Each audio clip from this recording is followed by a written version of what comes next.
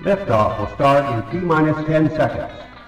10, 9, 8, 7, 6, 5, 4, 3, 2, 1. We have ignition. It's time! Seconds from game 7 or from championship number 6. Jordan, open, Chicago with the lead! Behind the screen, Harper got a piece of it, it comes off. The Chicago Bulls have won their 6th NBA championship. Tying run at second, 2 out, Palmero, over the head of Jenks, Uribe charges, throws, out, and the White Sox have won the World Series. To the far side around the 8-yard line to Hester. Under it, and to the middle of the 15, to the 20, break free of the 25, to the 30, to the outside, 40, midfield, 40, 30 to the coast, 20, 15, Hester 5. For the 3rd time in 6 seasons, it's one goal team. The Chicago Blackhawks win the Stanley Cup. A little bouncer slowly toward Bryant. He will glove it to Rizzo. It's in time, and the Chicago Cubs win the World Series.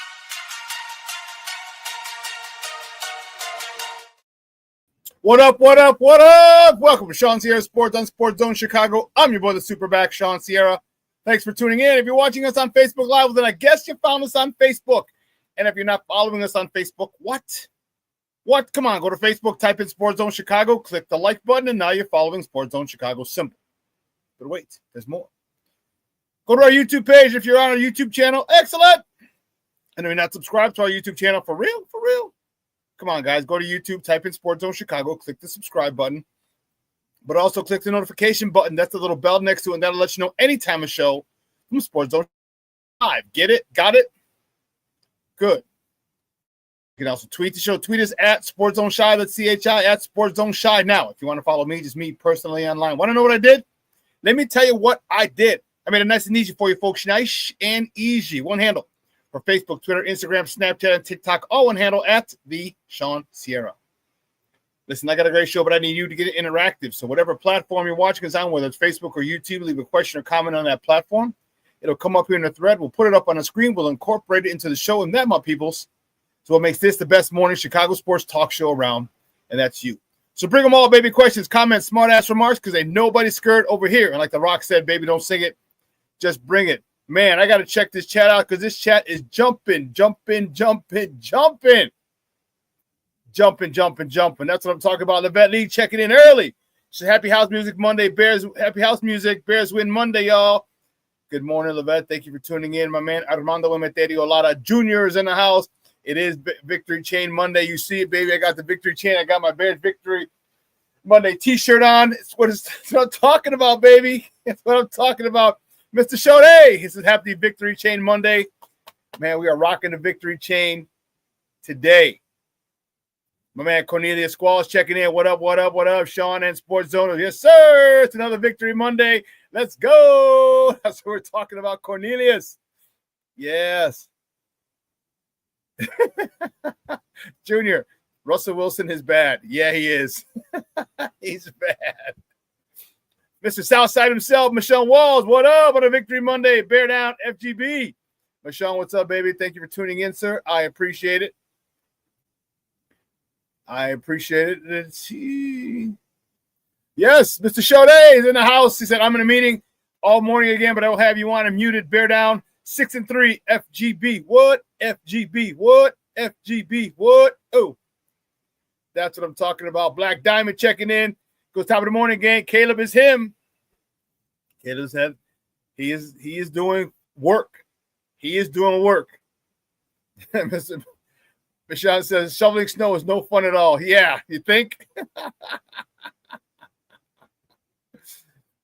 Oh, my man Rick Gonzalez checking in. He goes, good morning, fool. FGB and smoke weed every day. Oh, man, listen, I don't know a lot about a lot, but I do know this. More of the usual suspects will chime in as the show goes on. That, my peoples, I can promise you. That I can promise you. Listen, it's Bears Victory Monday. See, I got my Bears Victory Monday t-shirt on. I got the Bears Victory chain on. Come on, man. King Booker World checking in. What's up, Papa? I said salute everyone and Shawn. Smoke weed every day. You know that's Rick. You know how Rick gets down. You know how he gets down. But Junior says, I love shoveling. Believe it or not, I love it too. I have this big-ass parka. I had this huge parka. So I got it. This was years ago. When I was living in the city, my mom was out in Orland, and I would take 55 to Harlem and take Harlem all the way down. And there used to be a Foot Locker outlet on 127th in Harlem. It's right next to the Jewels. It's where the Jersey Mike's is right now. It's on the east side of the street. And I used to go in there all the time. And one, just like outlet stores, there's a Foot Locker outlet. So just like any outlet store, you just got to drop in and see what they have on sale. It's a hit or miss. Man, I stopped in there one time. It was the summertime. It was like April or May, almost summertime. And I stopped in, and they had these Foot Locker 3/4 length jackets. 3/4 length, puffy, down-filled jackets. So I looked at the price. On the actual price, it was $120. They're on sale for $20. I was like, what? They had black and they had gray. And I'm like, and there were only eight of them. 8 of them. And both colors. A total of 8. So I bought all 8 of them. $160. I bought all 8 of them. And then what I did was, I was still teaching back then. So I gave a couple to some of my students. Like I know one kid was coming from the West Side, and he was a senior. He had just had a kid, and he was coming in with 3 sweatshirts. He would come to school every day wearing 3 sweatshirts. That was his freaking jacket. And I was like, oh, hell no. I was like, hey, bro. I said, look. I said, don't tell anyone where you got this. I said, you can't keep coming to school taking a bus. He's taking a bus. Wearing 3 sweatshirts. No. So I gave him the jacket, a big XXL, and he wore it. And I gave it to a couple other kids as well. But that thing is the warmest thing ever. So I was living right across from Huck Finn on Archer and Damon. And I'm like, let me see, because this thing's kind of warm. So I said, I just had a t-shirt on. I went to go check my mail. It was cold out. I just had a t-shirt on. I zipped it up. Went outside. I looked at the mail. I'm starting to look at the mail outside. And like 3 minutes go by. I'm like, damn. I've been out here for 3 minutes, and I haven't felt a thing. This thing are warm. So when I go shovel, I'll throw a fleece zip, a quarter zip, and then that on. And then I have my little earpiece in, and I'll leave my the driveway is right next to my room. Right outside my room. So I'll leave my phone in the either I'll put it inside the jacket or I'll leave it inside on the desk, which is right by the window. And I have my Bluetooth, and I'll just shovel. So I feel you, Junior. I can shovel like a mother hubber. Got my waterproof boots, and who knows? We got an HOA, and sometimes they don't come forever.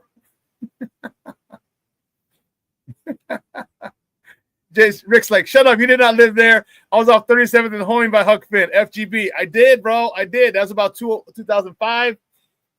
It's the house on the corner. It's on 34th Place. It's the house that has the pool. It's the house on the corner with the wooden fence. I lived on the first floor. Yeah. I told you I lived in that area for about 10, 12 years because when I was younger, I used to do a lot of stupid stuff like drive after drinking. And Damon was the first exit off of 55. So once I was on the expressway, I literally just had to stay in the right lane. You pass Jewtown, past 18th Street, then there's the exit for 55 to stay in the right lane. It veers off, and the first exit is Damon, and I was home before anyone could pull me over. Yeah, I few years.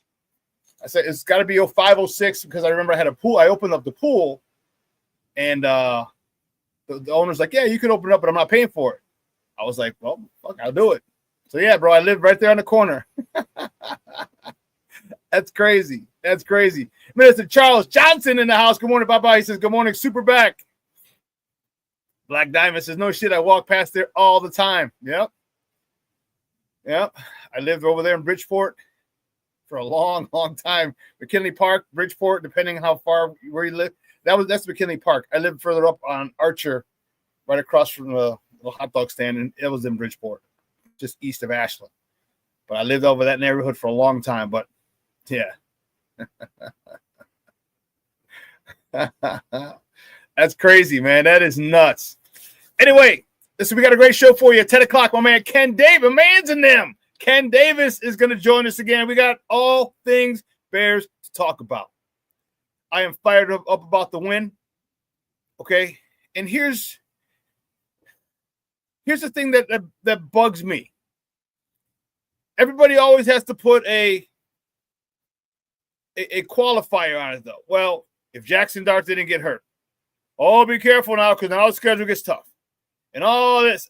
Look, I'm not worried about the rest of the schedule. I'm not. I'm worried about the Minnesota Vikings, and that's it.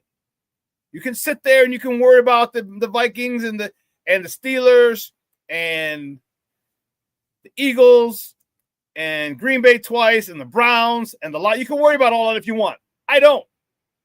I'm not worried about it because you don't know who you're going to play in those games. What if Aaron Rodgers gets hurt before we play Pittsburgh?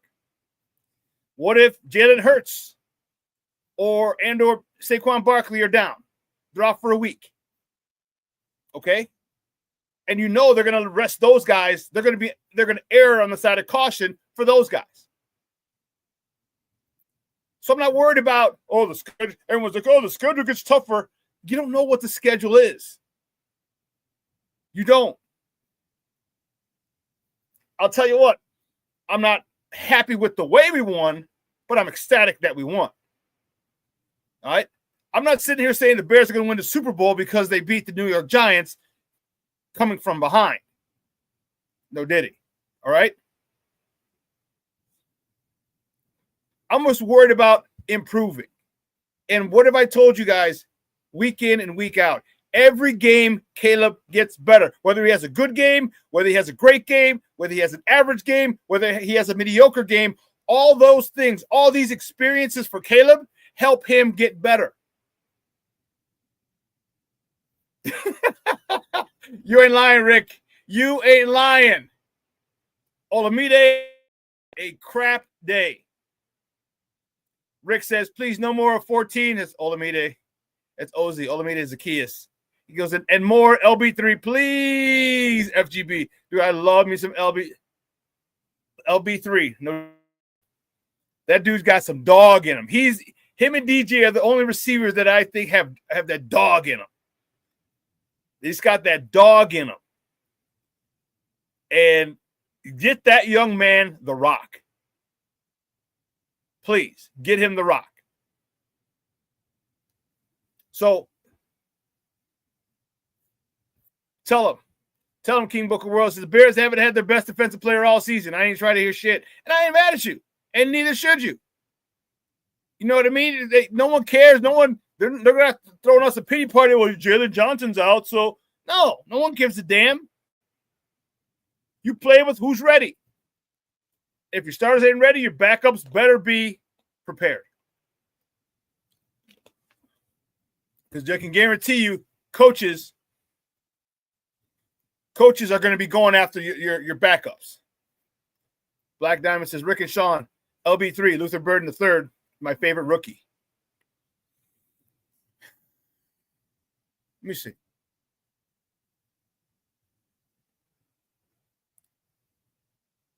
Okay. I think it's a tie between him and Loveland. I like Loveland. I do. I just think they got to get him the ball more. They need to get both those guys. You know what? No, I take that back. No, Calvin Nunn guy. Sorry.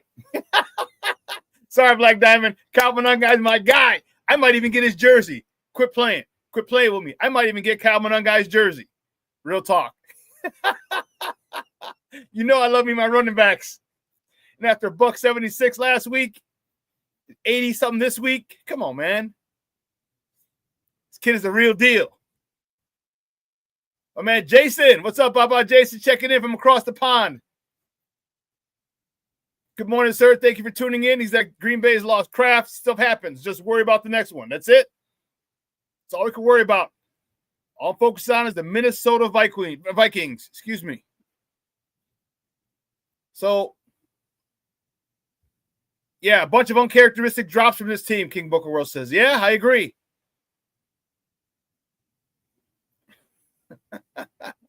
There's a Monangai among us. Jason.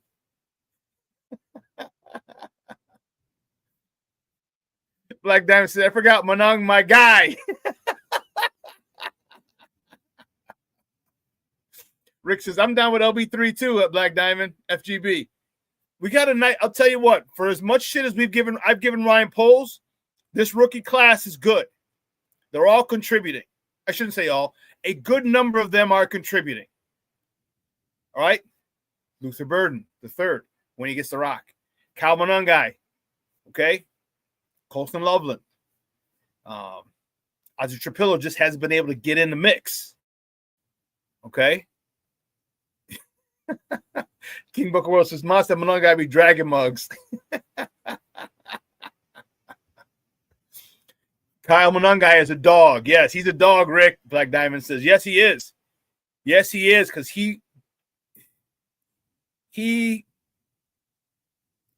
gives me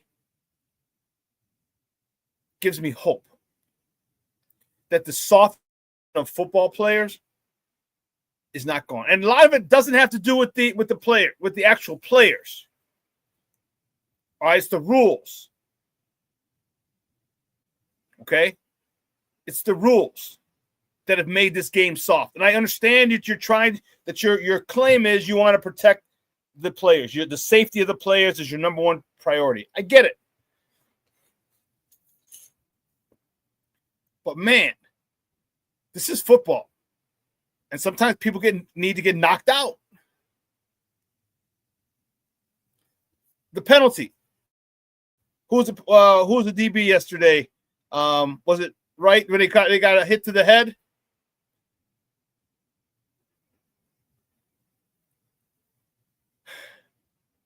There's a thing for rules, I get it, but for common sense. And when because no one really goes for the head anymore. They go for the chest or the body. And if you're going to make a tackle and that's where your trajectory is, that's where your target is, and that dude gets hit and starts falling, well, guess what? His head is now where his torso was. And now for you to adjust your trajectory going 16, 18 miles an hour off the corner, it's damn near impossible. It's damn near impossible. So the one, I can't remember who it was. Guys, let me know who it was. Who got the personal foul, the DB.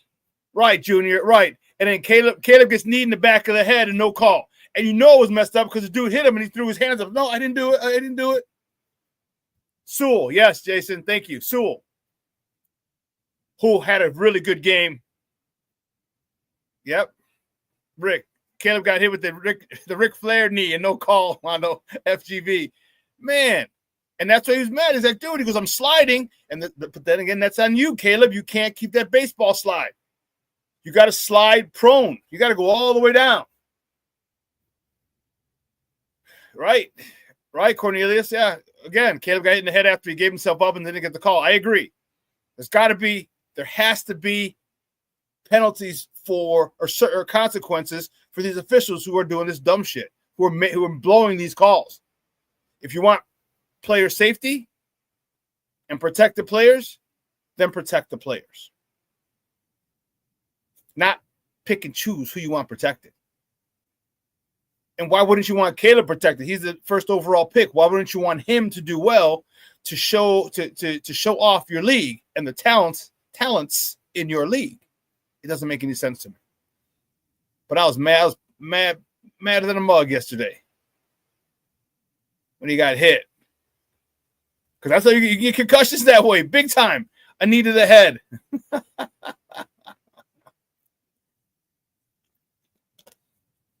I've got a knee in the head quite a bit playing ball. Man, a couple times I saw those white stars. Like, oh, damn. Didn't come out, but yeah.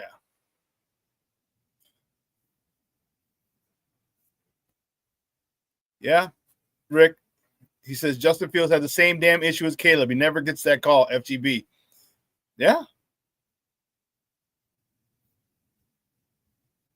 You might have something there, Junior.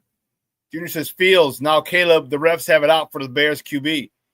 Why? Why are they not giving us the call? I don't understand. They're literally blowing these calls and just missing. I don't know. Tell him, Cornelius. He's like, if there's no excuses, then call it on everybody. I agree. Like, how do you not see the dude get kneed in the back of the head? When his head snaps forward, and then the dude's like, oh. Come on, man. So, frustrating. But I'll tell you what, I'm happy that we won. All right? We're in third place because the Vikings beat us and we're tied with them. If Green Bay loses tonight, they're hosting the Eagles. If Green Bay loses tonight, we'll be in second place. And we just got to go. We got to go to Minnesota and handle business. All right.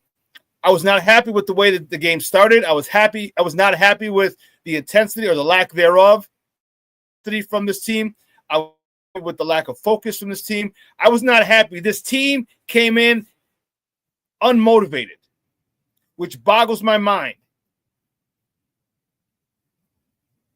Because that team, you're not a good enough team where you can come in and say this is an easy dub. You can come in and say, we'll show up. They'll give up. You're not that good. So it boggled my mind on why they came out so flat. All right. Now, this is the second or third time Ben Johnson's gone away from the run. And it's really starting to piss me off. It's really starting to bother me. If your game is predicated on the run, then run the God-blessed ball. Run the God-blessed ball. I think he only had 20 carries, not including Caleb's scrambles.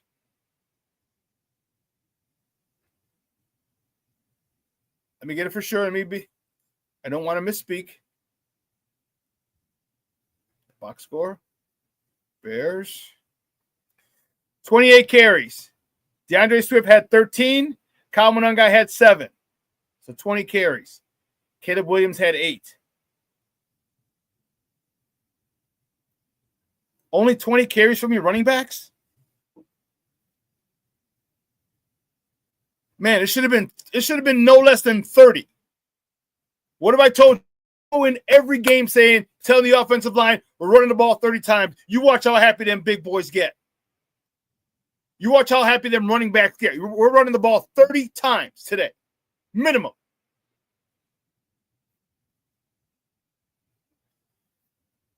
And you do, and look, with that, they averaged 6.1 yards a carry. Kyle Monangai had the lowest. He had 4 yards a carry.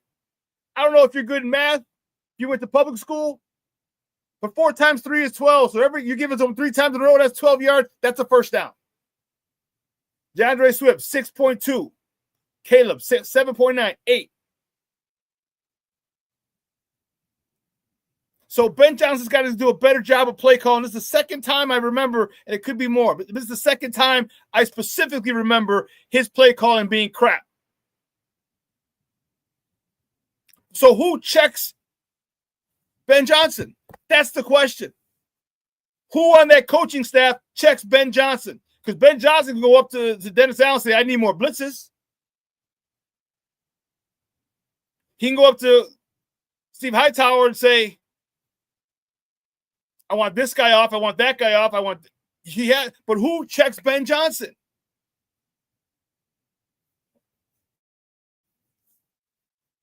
Who on that staff says, dude, stop throwing the ball, run the God bless his ball? This was the team. This was the 32nd worst team. They rank last in yards against the run, yards per play. Last. And you didn't run the ball?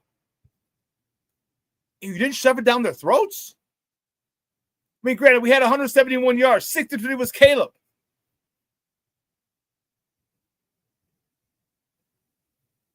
Like, we should have been up in the 200s yesterday. We should have been up in the 200s. 30, 35, 32 carries, 34 carries, 36 carries, whatever. 200 plus yards on the ground. So Ben's got to do a much better job.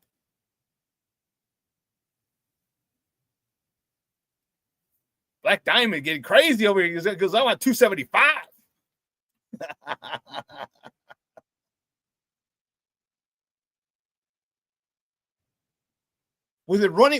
An offensive line has had really good run fits the last couple of weeks with the emergence of Kyle Monangai, in addition to the return of DeAndre Swift, who saw the emergence of Kyle Monangai and came out and played really well. You didn't run the ball? You didn't run the ball. 13 carries for DeAndre Swift, 7 carries for Kyle Monangai. Come on, man. On a team that's last in rushing defense. Last. And you only run the ball 20 times. There's got to be accountability. Who holds him accountable? Ben Johnson has all this power. He can delegate and control and tell people what he wants, every other part of this team. But who checks him?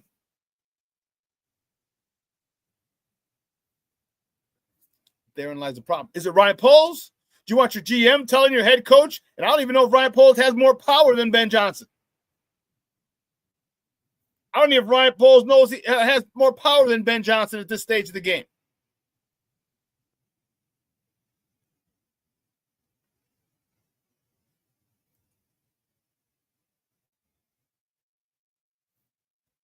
Shawn, I agree with you. Mr. Southside says mostly the Bears been outplayed by a 2-7 team yesterday. Yes, they were. Yes, they were. Yes, they were. But when it mattered, the Bears got the dub. And that's all that matters. Because there's an old saying, there's nothing you can lose, there's nothing you can learn by losing that you can't learn from almost losing. And the Bears are almost losing some of these games, but not. They're winning. So the lessons that they're gaining, it's much easier to go into a film session, an install, in your player meetings, to work on stuff after you've won a game. Where you can show them, hey, look, here's where we need to do better. Here's where we need to do better. You messed up here. You messed up here. Here's where I need you to do better. Here's where I need you better. I need you in this spot. I need you in that spot. Junior says, Monangai earned the right to run the ball from last week's game. I agree. And it's no disrespect to DeAndre Swift.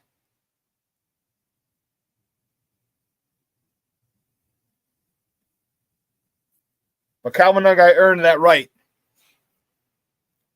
And I'm telling you, the Bears have a beautiful 1-2 punch. A beautiful 1-2 punch with those two. Now as they start to get more comfortable in their roles, now Ben, you got to define their roles. Because remember, Kyle Monangai didn't have a role. You put him out there. What can you get? Let me see what you got, kid. Can you pass block? You did well. You did that well in college. Can you do it at this level? Issues the first couple of games, so you didn't play him as much. He didn't get as many carries. Now he stepped up. Now he's at the confident level. His confidence is through the roof. His confidence is through the roof. Whether it's pass pro, whether it's running the ball, inside, outside zone, it doesn't matter. His confidence is through the roof. Listen, let's take a quick break. On the other side of the break, we will get into the top of the morning topic, so don't go anywhere, folks. Keep it locked right here. Shawn Sierra Sports on Sports Zone Chicago. It won't come just when you.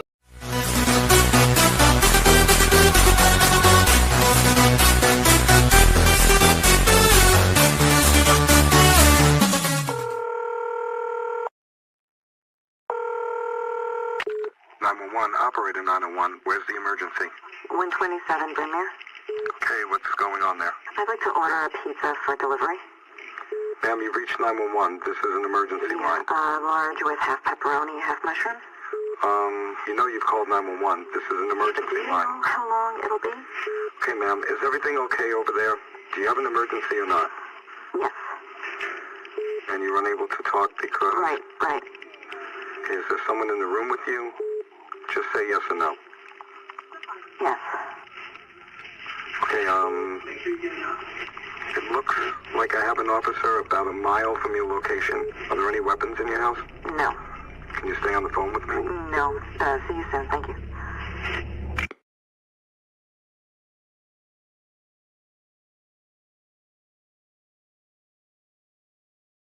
Every day, we take steps to keep the people we love safe, but some health risks are easy to miss. Ticks hiding in the yard can spread germs, like the ones that cause Lyme disease. Mice searching for food can spread bacteria that makes us sick. Mosquitoes lay eggs in standing water and can spread West Nile virus and more. Cockroaches are drawn to water in the home, leaving behind allergens that can trigger asthma attacks. Common pests can threaten our health. Learn how to protect your family at pestworld.org. When I'm flying, I put my helmet on, my visor down, my mask up. You don't know who I am. Whether I'm African American, Asian American, Hispanic, white, male or female. You just know I'm an American Airman, kicking your butt.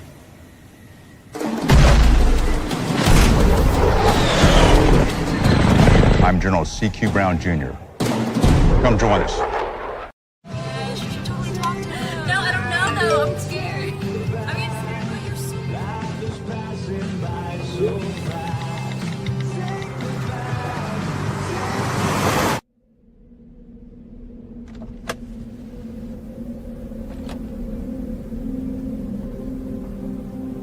Do you know that you're in my lane?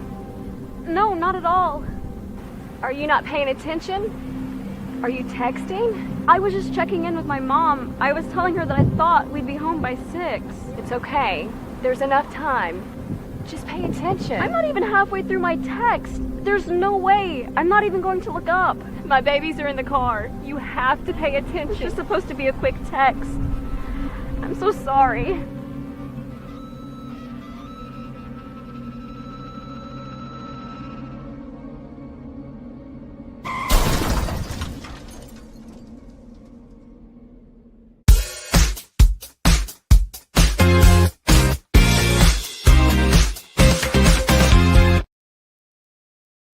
See Dart use his legs here. He's been the best running quarterback in the NFL since his debut.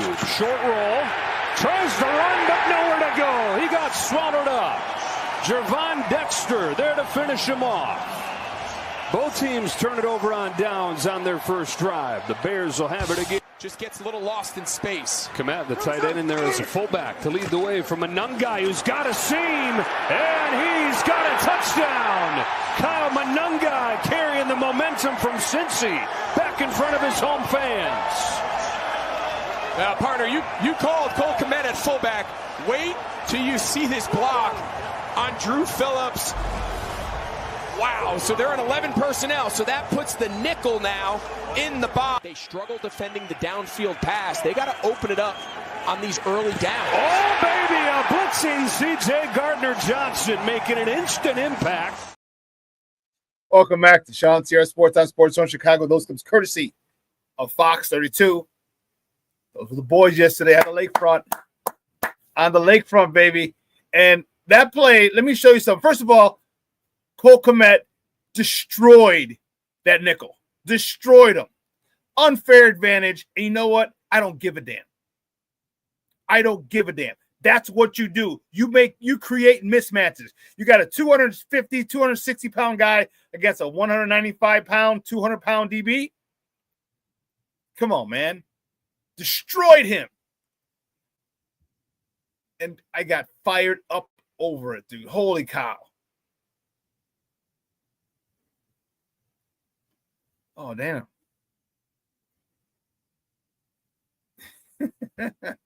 Jason says, fly, Eagles, fly, just for tonight. FGB. Oh, snap. Jay Grizz in the house. Oh, thank you. Happy Bears Victory Monday. Sorry. I got my Bears Victory Monday shirt on. Got the victory chain on. My man, Jay Grizz from the City of Brotherly Love checking in. Mr. Shorty says, CJ Gardner-Johnson was a great pickup. We need that a-hole on the team. We do. It's about attitude. But it's also when you're playing an inept team as well. How inept were the Giants? Well, look at this. Ladies and gentlemen, the Giants. Here's CJ Gardner-Johnson. You have 3 offensive linemen not blocking a God-blessed soul. It looks like they're a chorus line. And CJ Gardner-Johnson's coming right around right to hit that quarterback. I would have loved if he would have put his face mask right on the ball. But he kind of whipped him down the side, hit him with the shoulder and the stomach and threw him down. I wanted him to put your face mask right in his chest, right where that ball is at. Or if you're coming, swipe that ball. Hey, let me get this out. Or if you're coming, swipe that ball, and as you're going down, now your head is right in his chest, and now you smack him. There's still ways to be physical in this game. And, you know, people talk about, well, isn't it? Jason, that picture's hilarious. Isn't it? Because it looked like they're all 3 are holding hands. They're not even looking at CJ Gardner-Johnson. Not even looking at him. Not even looking at him. Looks like they're holding hands and looking somewhere else.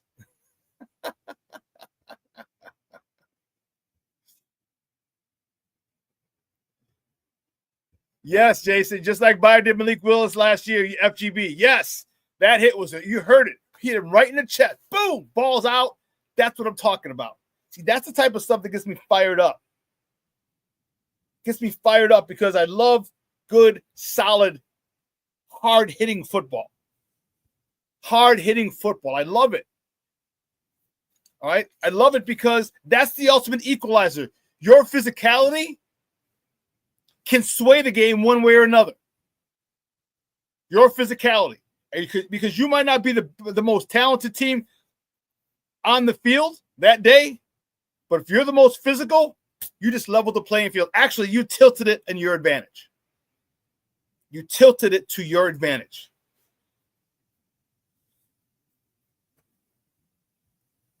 But let's get cracking, baby. You know how we do the first segment of every show is called Top of the Morning. It won't come just when you want it.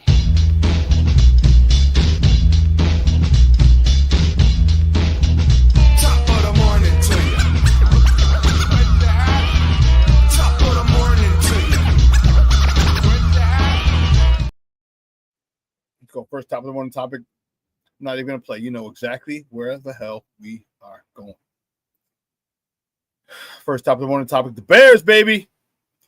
Bears with a big win, big comeback win. Beat the New York Football Giants. The G-Men, 24-20 on the lakefront at Soldier Field. Caleb Williams was doing some Caleb Williams things. 20 for 36, 220 yards, a tutty, 83.1 rating. Also had 8 carries, 63 yards for a touchdown. The game-winning touchdown. DeAndre Swift, 13 carries, 80 yards. Kyle Monangai, 7 carries for 28 yards and a touchdown. Romadunze, 6 catches, 86 yards, and a tutty. He joked about it afterwards in the locker room post-game and said, hey, thanks, Dad. Dad was bitching about him not getting anybody, him not getting the ball as much, and he was targeted 10 times, I believe, 6 catches. This said for 86 yards. Let me see. What is this? Is it? Yeah, 10 times yesterday for Rome.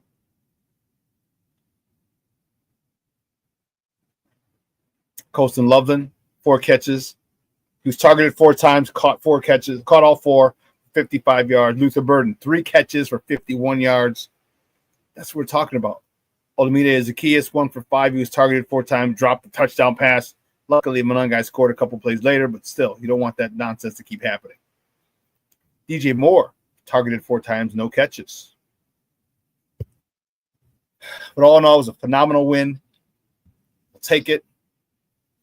Definitely not giving anything back in regards to that. Next top of the morning topic, the Blackhawks, baby. The Blackhawks beat the Detroit Red Wings, 5-1.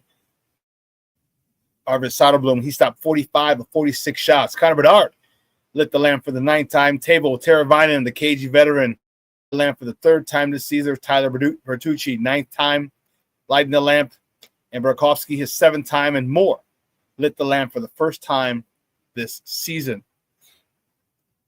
Staying with the Hawks, on Wednesday, the Hawks host the New Jersey Devils. I wonder if Putty's going to be there. NFL fan, you know what I'm talking about. The Hawks host the New Jersey Devils at the United Center on Wednesday. Puck drop is at 8:30 Central Time. You can catch. That's a late start. It's a late start. It's usually 6:30, 7:30 the latest, but I think this has a reason to do with it. It's an 8:30 p.m. Central Time start. You can catch that game on TNT or True TV. I think that's the reason they're that late. Or you can listen to it on their flagship station, 7:20 a.m.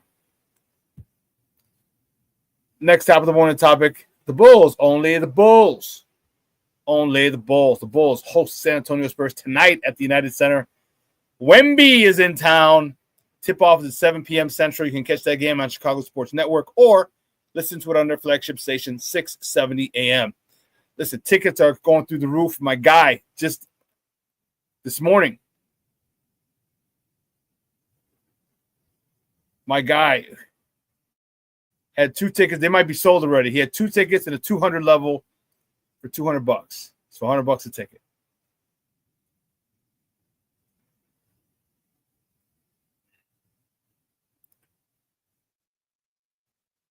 You have 2 tickets, 200 total, club level, section 225, row 4. Two tickets, $100 a ticket to see Wemby in a 200 level. That's a nice. That's a nice price there, dude. That's a really good price. That is a really good price. And I like. I'll tell you what, I'm really liking. I was at the United Center this weekend. I'll tell you what, we had some really good seats. I got to see my guy Joe Coy.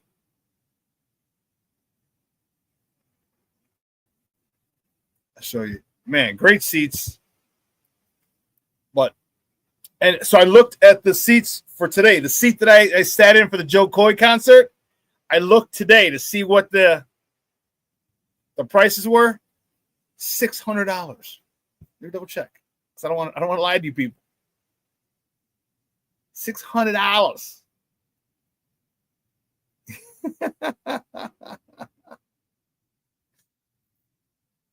It's the bull because Wemby's a man. Wemby is, here you go. Come on. What's the here, November 10th. So I'm looking at the tickets where I was sitting. I paid $70 a ticket for Joe Coy. $70. And tickets in the same section. One section over from why $612. $612. Dude, just to see Wemby. That's insane. But that dude is something else. That dude is something else. 7'4". They said he grew. He might be 7'5", 7'6". And the skill set that this young man has, I've never seen a guy that big with a repertoire like his. He can handle the ball. He can post you up. He can take you off the dribble. He'll hit you with a 3, hit you with a fadeaway. man, that dude is something else. Some sad news, man. Former NFL Commissioner Paul Tagliabue passed away on Sunday. He was at 84, or he was 84 years old. Some of the things that he administered in his time in office, the drug policy rule we have now, and the Rooney Rule. For those of you who are unaware, the Rooney Rule is that when there's a head coaching position, there has to be at least one minority candidate interviewed for that position. Okay. He did a whole bunch to advance the hiring of black coaches, and that should not be forgotten. That should not be forgotten, and NFL is a much better place because of that rule. And yeah, I mean, here's what. Yeah, La Chihuahua. I'm out of it. Here you go. Paul Tagliabue was the commissioner for 17 seasons, 17 years. Okay, when Tagliabue took office in 1989, and this is according to Barry Wilner and Rob Mady from the Associated Press. Okay, there's an article on him in the Chicago Sun-Times this morning. It says when Tagliabue took office in 1989, the NFL had just hired its first black head coach of the modern era. By the time he stepped down in 2006, there were 7 minority head coaches in the league. Okay, and he was in one of his pivotal moments. Tagliabue called off NFL games the week after the terrorist attacks of September 11, 2001. It was one of the few times the public compared him favorably with Pete Rozelle, who proceeded with the games 2 days after President Kennedy was assassinated on November in 63. So again, the Rooney Rule, the drug laws that we have now, the drug policy we have now, that's all because of Paul Tagliabue.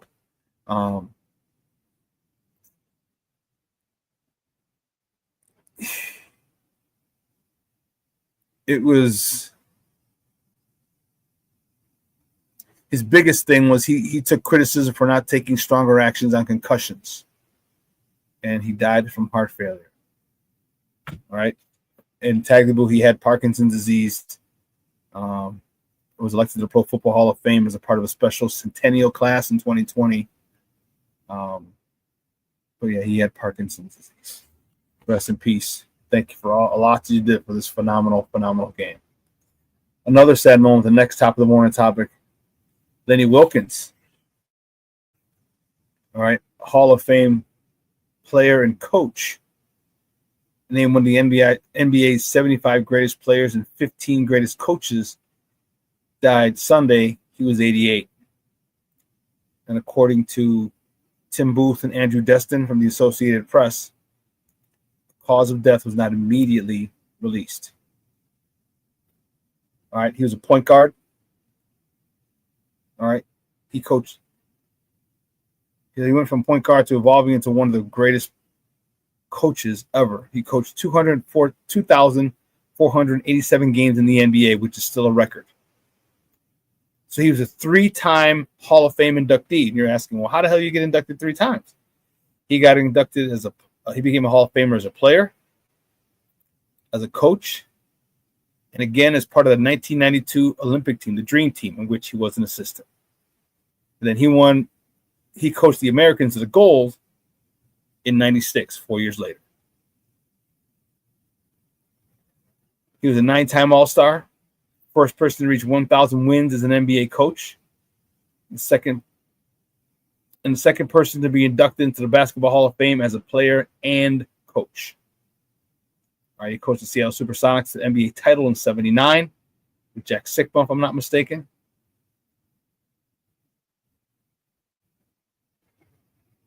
And he remained iconic in that city for the rest of his life.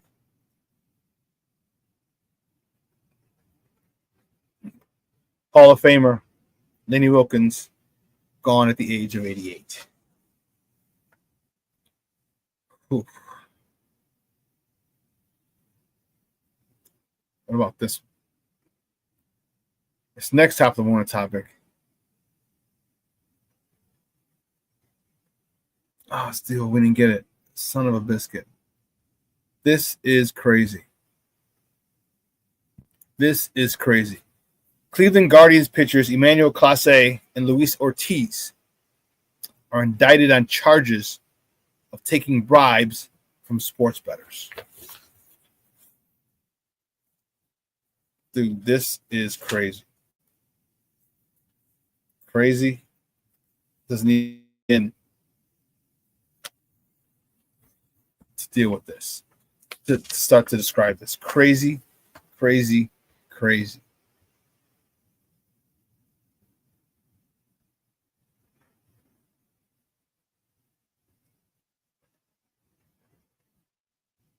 Jason says, I got to take the car. I got to take the van to the shop. I'll catch the rest later. Take care, everyone, and have a great day. Hit that like button. Thank you, Jason. I appreciate it. So here from Michael Sisak from the Associated Press. Okay, Guardians pitcher Emmanuel Clase and Luis Ortiz have been indicted on charges they took bribes from sports bettors to throw certain types of pitches, including tossing balls in the dirt instead of strikes to ensure successful bets. According to the indictment unsealed Sunday in a federal court in Brooklyn, the pitchers took several $1,000s in payoffs to help two unnamed gamblers from their native Dominican Republic win at least $460,000 on in-game prop bets on the speed and the outcome of certain pitches. Clase and Ortiz have been on non-disciplinary paid leave since July, when MLB started investigating what it said was unusually high in-game betting activity when they pitched. Some of them were in question. Some of the games in question were in April, May, and June. Now, Ortiz, who's 26, was arrested Sunday by the FBI at Logan Airport in Boston. He's expected to appear Monday in federal court. He's 27. And Clase, Emmanuel Clase, who was always a pain in the White Sox butt, who's 27, was not in custody. So, you got some explaining to do. They're going to throw the book at him.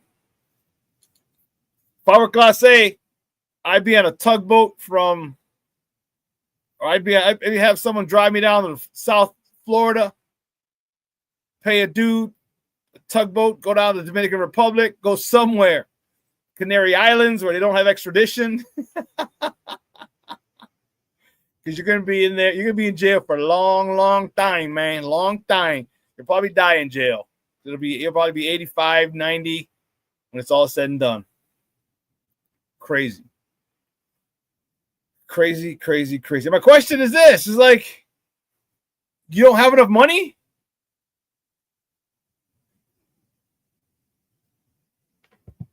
You don't have enough money? Like, you need to do this for people? I don't get it. Or do they have something on you where you, like, we're going to kill your parents and shit? Or if you don't do this for us, like, what caused you to do this? You're making millions and millions. So, and you're going to do this so other people, you're going to throw this away? You're 26 and 27, these two guys. You're going to throw it away for someone else? I don't know. Something's rotten in Denmark, and I don't know if I don't know. I don't know. But anyway, listen, we're going to take a quick break, and on the other side of the break, my man's in now. Ken Davis is going to join us. Got a nice little surprise. So don't go anywhere, folks. Keep it locked right here. Sports on Sports Zone Chicago. Hey, it's your boy, the SuperBack, Shawn Sierra, and be sure to follow Sports Zone Chicago on all social media platforms, on Facebook, Instagram, and our Roku channel. You can find us at Sports Zone Chicago, and on Twitter, we are at Sports Zone Shy. Also, be sure to download our mobile app so you can take Sports Zone Chicago with you on the go.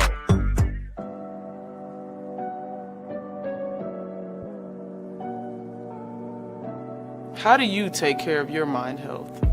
For my mental health, I meditate in the mornings. I have my dogs. They're the best. I just find ways that help me just relax. Finding things that make me happy, like being close to my family. I meditate a lot and read books. I have hobbies outside of the game. I'm able to switch off. I'm able to turn my brain off from the game of basketball. Your mind health matters. Your mind health matters.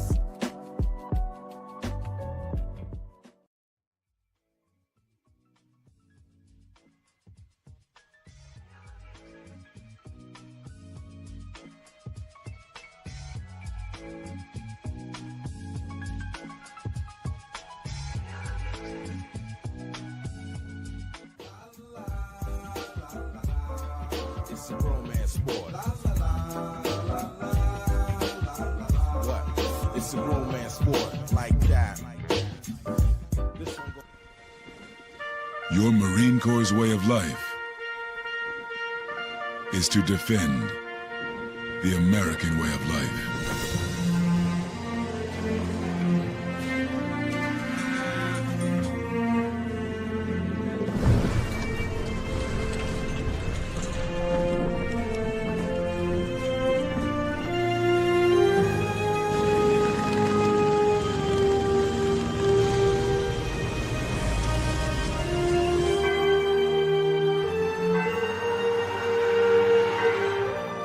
Every day, no matter where we serve, we take a stand for our nation, for each other, for us all. The few, the proud, the Marines.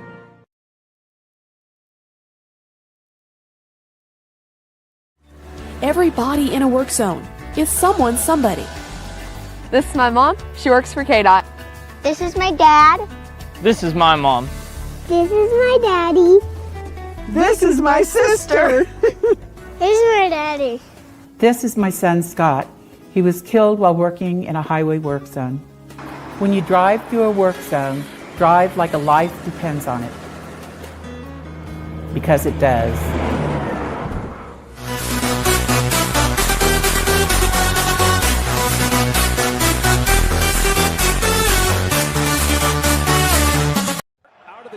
Concussion. Russell Wilson has taken over. Play action on the first play of this drive. Wilson chased. Montez Sweat gets there. A lot could happen in a little over 3 minutes, but just something to keep in mind down the stretch. 3rd and 7. Wilson gets sacked by Gardner Johnson. Second of the day. Home, you do not want to play for overtime, especially with this weather. Williams, a deep drop, lets it rip. He's got Burden. Luther Burden inside the 25 and still going to the 19. 26 yards for the rookie. On a windy day here. Second down, a fake, a boot. Williams running. Caleb Williams into the end zone. Did he stay in bounds? And I thought coming out of the break, Brian Burns, he bites for the fake. Right there, I thought he was going to put it on him. But watch the job. Cole Kmet turns into a blocker. He takes Tyler Nubin. Beautiful, beautiful, beautiful. Welcome back to Shawn Sierra Sports on Sports Zone Chicago. Those clips courtesy of Fox Sports. Those were the boys yesterday on the lakefront, baby. And I'm fired up. Dude, and I told you beforehand, it wasn't pretty. There's a hell of a lot that we need to work on. But God bless them not giving that freaking win back. I don't care. It's not the AP poll. No style points. Did you win or did you lose? All right. And then so many people had come, especially talk radio this morning. Well, if Jackson Dart and they would have lost, but he didn't. And neither did they. They lost. Well, if we had Jalen Johnson back and we had Kyler Gordon back if they had played. So stop the nonsense. Stop the crap. If was a fifth, we'd be drunk. Okay? And I was a little drunk after the game yesterday, too. I was happy as a pig in slop. Well, listen. It's time to bring him in. I got a little surprise for him. He's the host of That Davis Show. Great friend of the program. One of the few guys I call my mans in them. Kenneth Davis. Ooh, yeah. Yeah. You know what I'm talking about, baby. I'm talking about Kenneth. Mr. Kenneth Davis. Mr. Kenneth Davis. Immaculate conception with just the sound of his voice. Yeah. Oh, when Kenneth speaks, you have no choice but to listen. You gotta listen, baby. Yeah.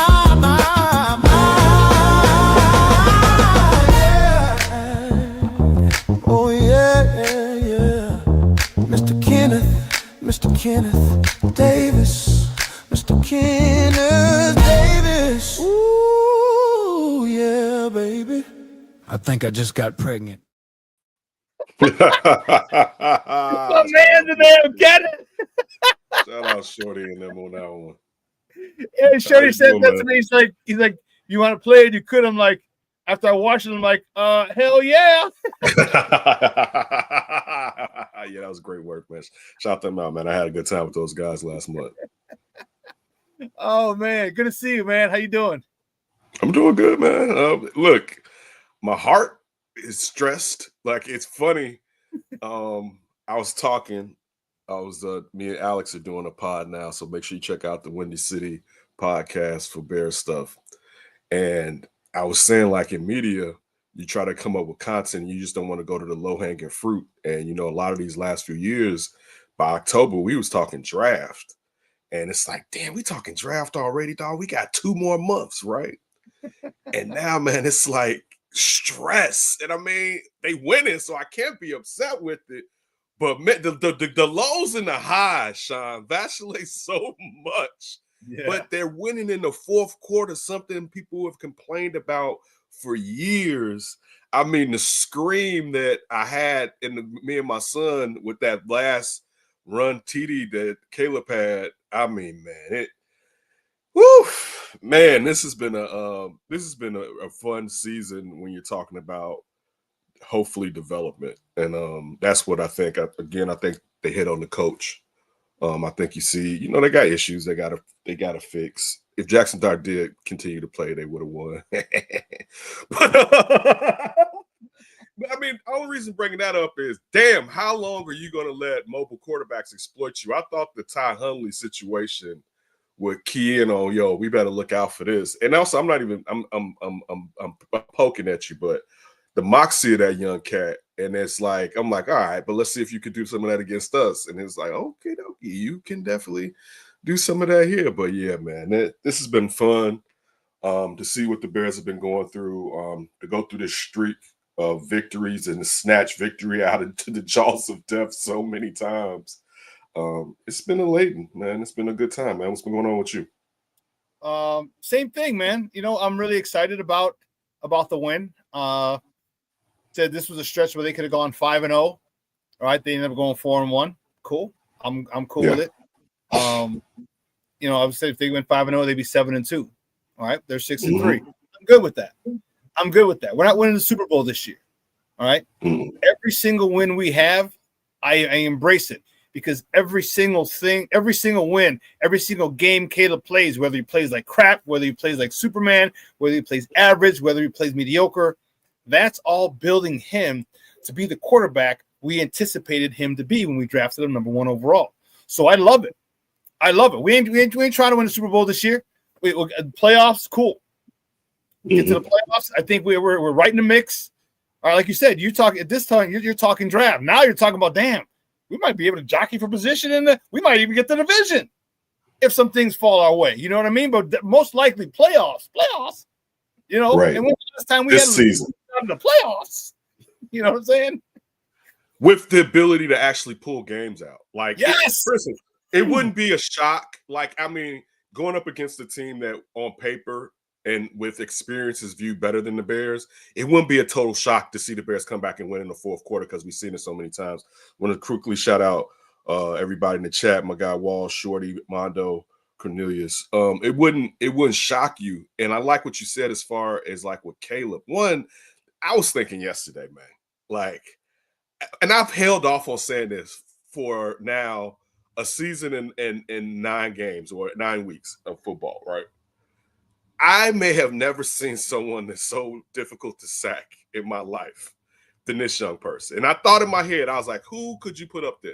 And the 2 guys across my mind, Shawn, are mountains of men. I thought about McNair and Elway. Or you could throw somebody like Cam in there too, right? Like guys that physically is just too hard to pull them down. But this smaller dude, grown man with both hands on his body, for some reason, he's able to break out of it consistently outside of him being agile enough to spin out of stuff.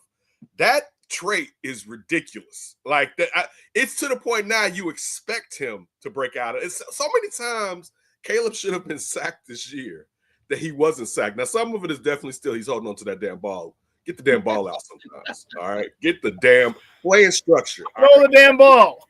Get it 1, 2, 3. Get the ball out. All right. You cannot throw home runs all the time and also try to see someone open. I think he doesn't want. Of course, you don't want to throw an interception, but sometimes I feel like he's waiting to see a guy open because he doesn't want to throw a pick rather than trusting that the guy is going to be open when the guy breaks out of his route. So it'll be good to see as time goes on through the season if he can trust them better. And also, guys got to catch the ball. Like there's a lot of balls on the mat yesterday, Zacchaeus in particular, but guys got to catch the ball. Sometimes in the past games, there's been a lot of times where the ball wasn't as accurate and you could put more of that blame on Caleb. A lot of that yesterday was just guys just dropping the ball, which is like, come on, man. I get it one time, but it can't be consistent like it was because it had you in a situation where perhaps you may have ended up losing that game. Yeah, depending on what he is country strong, Cornelius. Depending on what outfit you listen to, is it between 6 and 8 drops, and that's completely unacceptable. That's completely unacceptable. That's crazy. That's crazy. And think of all the plays that you would have had. Think of the yards. Think of how much easier would have been. The game most likely would have been if you had those. But these are the things that a growing team does. But the great thing about it is that we're not losing. That's the great. That's crazy. That's the crazy. There's an old saying. There's nothing you can learn from losing that you can't learn from almost losing. You know what I mean? And we're almost losing like a mug right now. But it's still learning.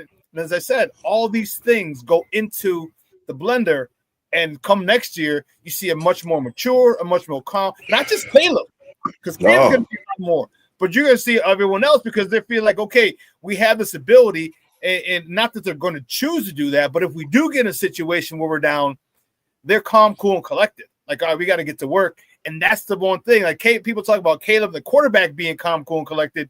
Everybody else has got to be calm, cool, and collected as well and do their things. And now that they're doing this, the confidence that they're having is what excites me. They're going to come into this next season. And I'm still in 2025. I'm still here. I'm here 10 toes down. But I know next year, when they come in, there's going to be a little more swag about them, a little more confidence about them. Like we are pretty damn good.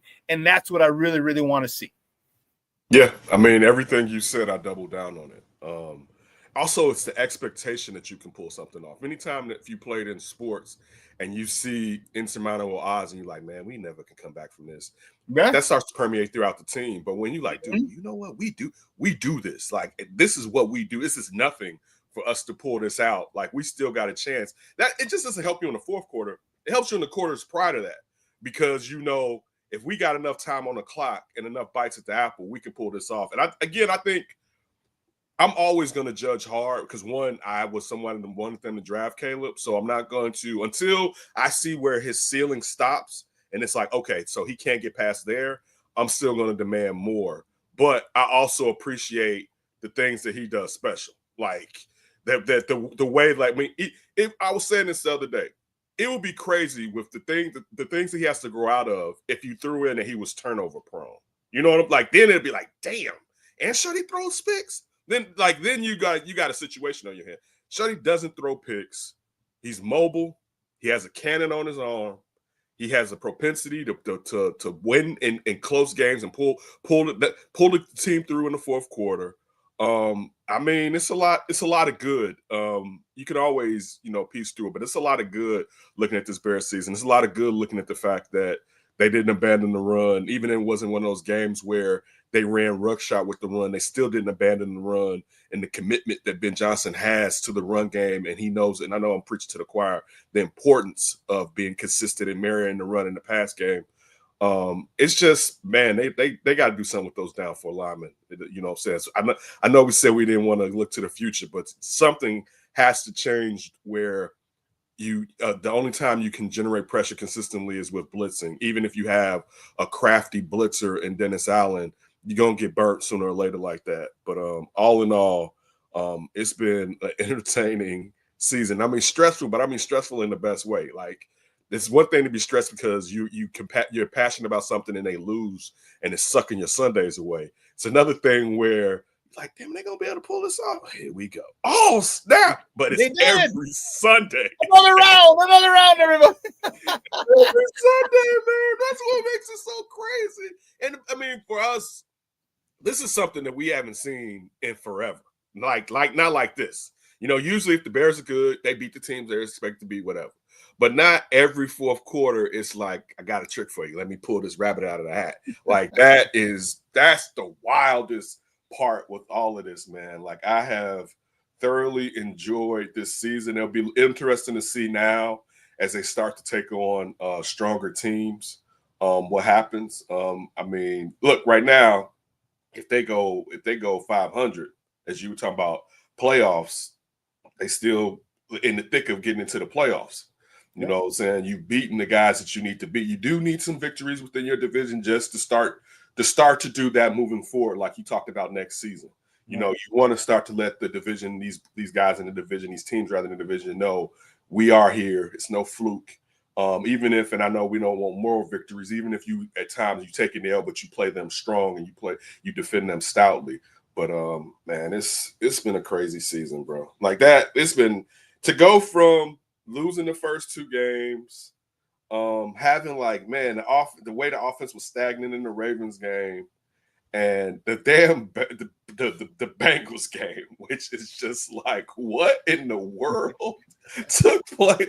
I mean, it's funny because you sit there and you like, they got to kick an onside kick, and then you like, but man, this is one of those games they gonna fuck around and get the onside kick, and you like, but they can't. It's an onside kick. What's the odds? And then I was watching a Delaware game Saturday night, and you could tell that the kicker had practiced. They did an onside kick. He came in this way, then shifted that way before kicking the ball. But the ball hit the ground 3 times, and on the third time, it bounced over the hands team's player's head, right?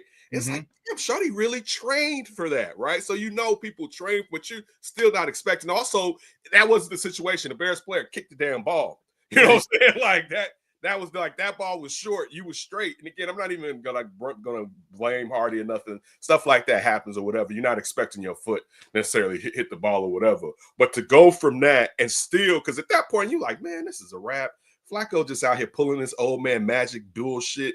And to pull that out, it's like, oh my, this is wild.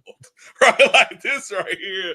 Man, this has been a fun season, particularly in a rebuilding year, Shawn. And now there's different types of rebuilding, because rebuilding when Ryan Poles first got here with Matt Eberflus was tearing everything down, and you were rebuilding, we're adding talent. They have talent now. They got some holes they got to fix, but it's a lot of skilled players on this roster. But you're still starting a new program with Ben Johnson, and Ben Johnson is learning how to be a head coach, and he is pulling out all stops in his rookie season as a head coach.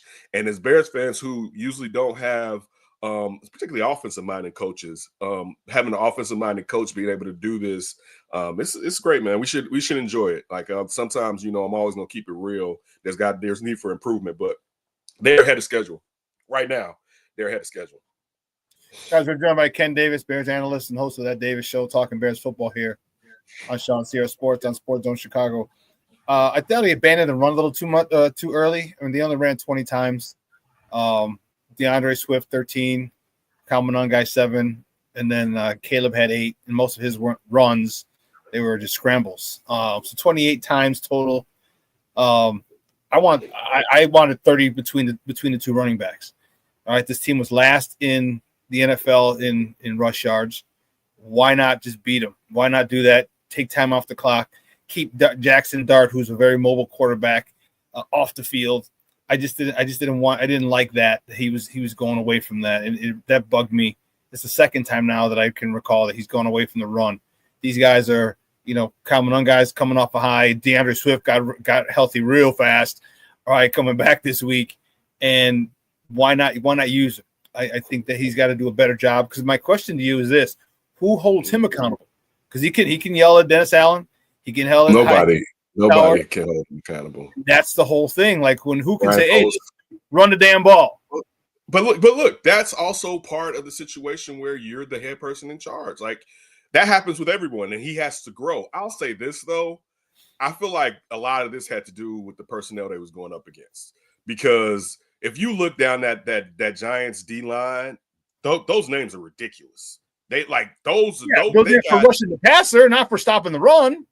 But still, just the amount of gaps being filled up. Like I'll say this: I wasn't upset with the run game, and I'm always with you on the run game.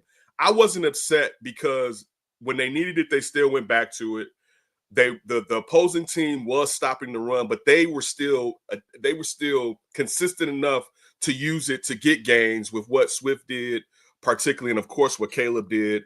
So I wasn't upset with that because the game was getting out of hand. Like when you're sitting there and you're down by 2 scores, it's gonna get to the point where you're gonna have to throw that rock. Like that's just at one. I mean, like Jackson Dart went out in the 4th quarter. It wasn't like he went out at the beginning of the 3rd. So you were down by 10 points. Then at some point you're down by 13. You needed to make sure that you get those 2 scores in. So I wasn't upset with the run game yesterday. I'd be lying if I said that I was upset with it. I thought it was used how they needed to use it. And they pulled the game out. You know what I'm saying? So like, but to me, there's nothing wrong with you saying that. But I also would say this is a coach who is in love with running the football. And sometimes, and I'm not one of those people like, yeah, you should just trust him. I think we can trust him that he's not just going to be like, yo, fuck the run. You know what I'm saying? Like he knows what the run is about. Like like Nagy did not like running the football. Like he was and marrying the run and the football, he couldn't do properly. Eberflus, under him, they did run the football. A lot of it was based on the fact that you discovered that this quarterback who was not really a runner in school, he was a phenomenal athlete, but he wasn't a runner. After his rookie season of getting murdered, he decided, I'm going to run 4,000 yards. And it allowed you to open up the run game because now defensive players have to key in on him and not just the running backs. But they never married the run and the pass game, though. It was never married together. It never functioned as simpatico.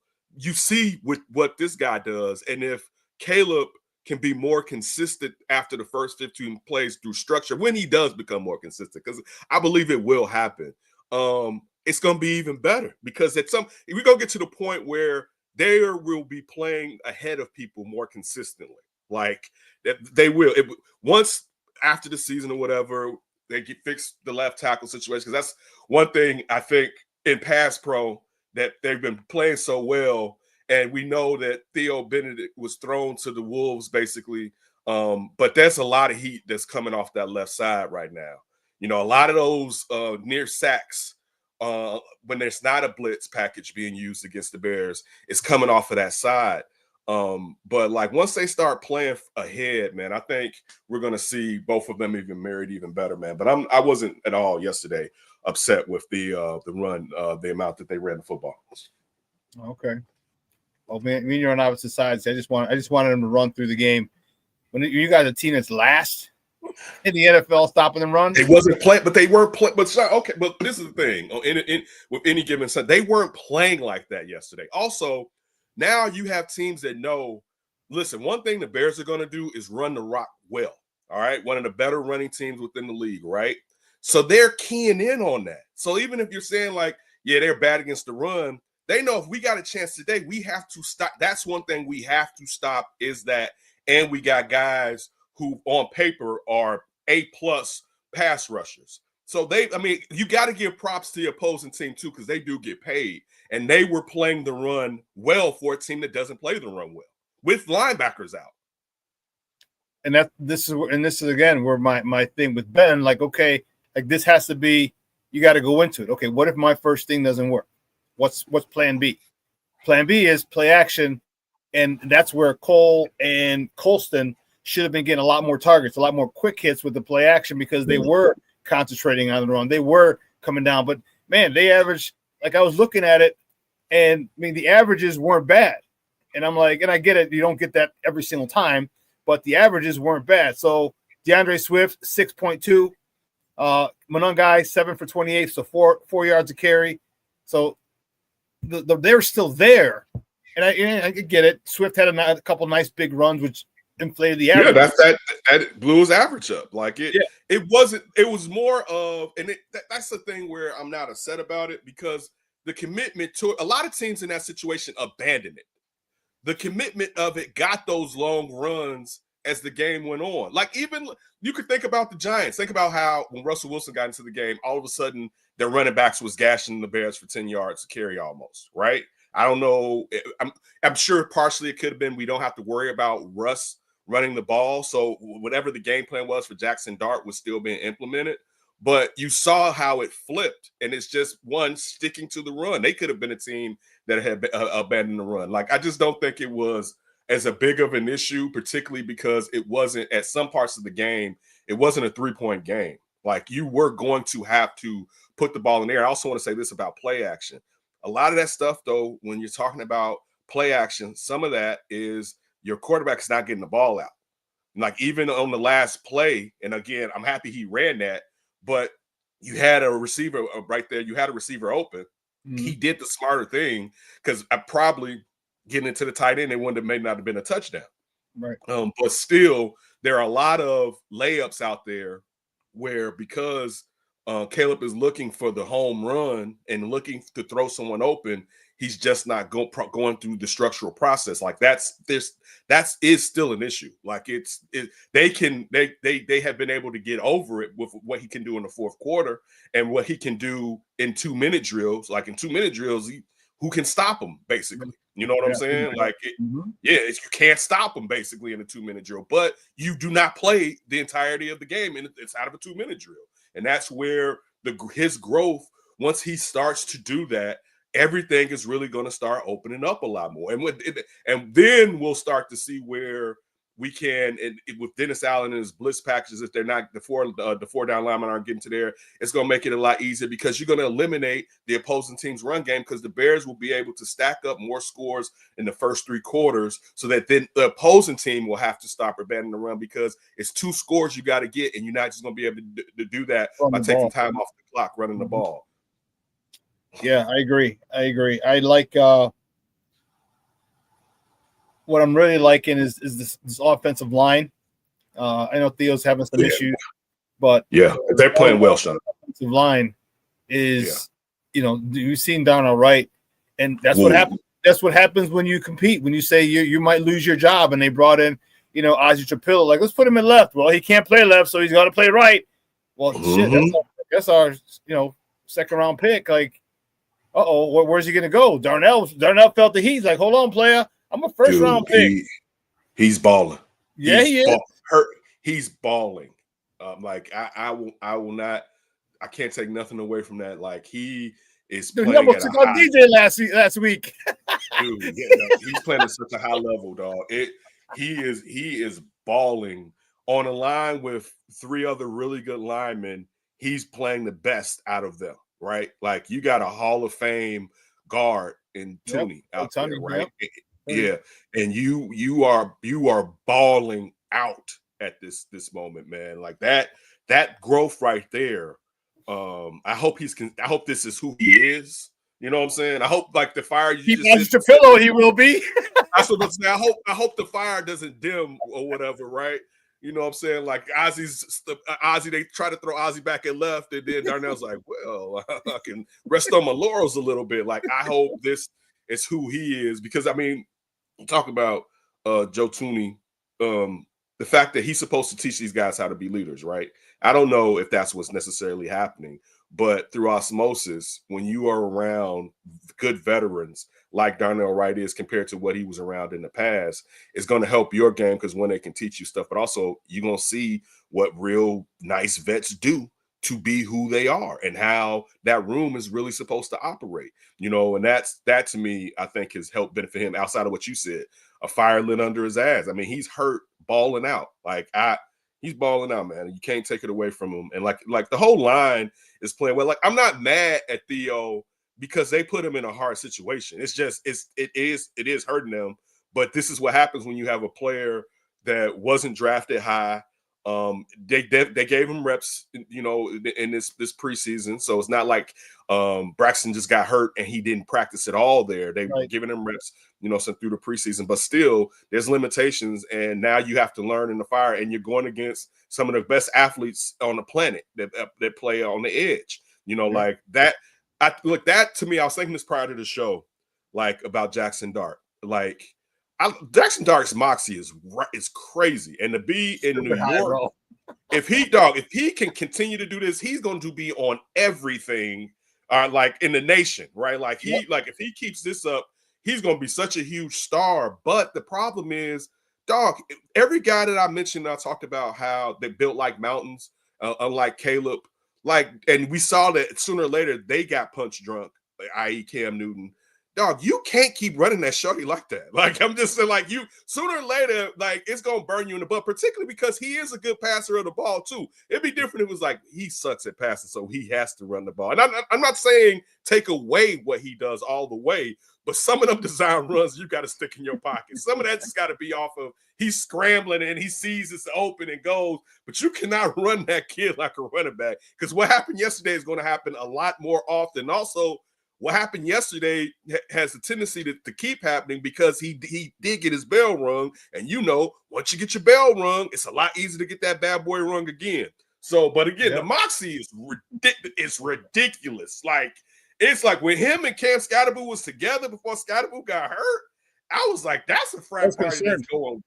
Yeah, look, if they had, think about it, if they had Scottaboo and the league neighbors right now, oh me, oh my, what that offense would probably be looking like. Dude, and before a couple of weeks before they got hurt, I'm like, that Johnny game's gonna be tough, man. I said that might an L on that one. I'm like, the way Scottaboo's running and neighbors and this kid, that was looking like an L to me, and this is why I was telling my people, I'm like, listen, this is why you can't before every season say, oh, the Bears have a tough schedule, the Bears have an easy schedule. You don't know. You don't know how the season progresses, the war of attrition, and who's not playing. And, you know, everyone says, like, and even now, like, well, the Bears are hitting the toughest part of their schedule. Well, what if some certain players are missing 1 week, the week we're playing? All right. Look at even Baltimore. All right. That was with Lamar out. Not just the whole defense. The whole defense was out. Not just Lamar. Everybody was like it. And you still got your ass handed to you, right? And you expect that game was going to be a game that Lamar's out. We should be able to have this. You know what I'm saying? Like, to your point, you don't know. Like, I know it's old and it's cliche, but the phrase "any given Sunday," like there wins every year where we're like, wait, Miami. Who the hell is Miami? Buffalo. Buffalo. Right, dog. Wait, how did they pull that off? You know what I'm saying? Like, they must have sent them guys out to the club the night before. That's a good thing about playing in Miami, boy. You know they coming in hot. right that night before. Like, man, curfew my ass. I'm down here. In the winter for you guys. We have some entertainment for you guys. From Buffalo, you in Buffalo, right? And you go to Miami. You think I'm gonna stay at the hotel. Yeah, okie dokie. Like, just hydrate. Oh man, talk to me about what you're seeing with, or what your thought on this whole situation with the Rome and his dad thing. With Rome, oh my god, it bugged me to no end, but I want to hear your thoughts on it because I just feel like I'm being a parent and of a young man. I would never embarrass him in this manner unless someone was questioning his character, and I probably would still ask him first.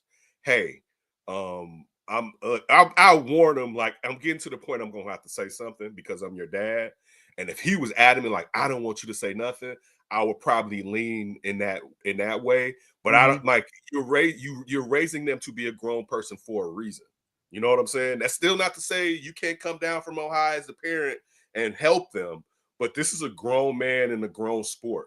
He doesn't need his father bickering and bitching about reps. I mean, about receptions. That, like, stop. You don't even sound right when your son is the prime target on this offense. All right. Like, now, if your son was Luther Burden, I can understand you are. I still wouldn't say you should do it, but I can understand it. Right?